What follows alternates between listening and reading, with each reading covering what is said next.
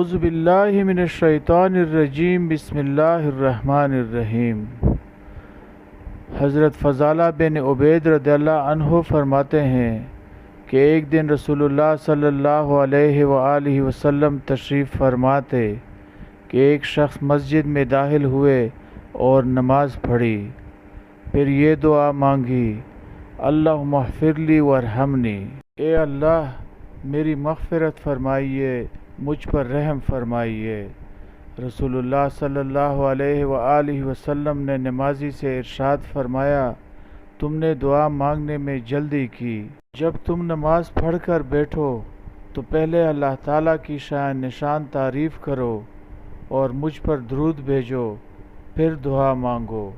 حضرت فضالہ رضی اللہ عنہ فرماتے ہیں، پھر ایک اور صاحب نے نماز پڑھی، انہوں نے اللہ تعالیٰ کی تعریف بیان کی اور نبی کریم صلی اللہ علیہ وآلہ وسلم پر درود بھیجا۔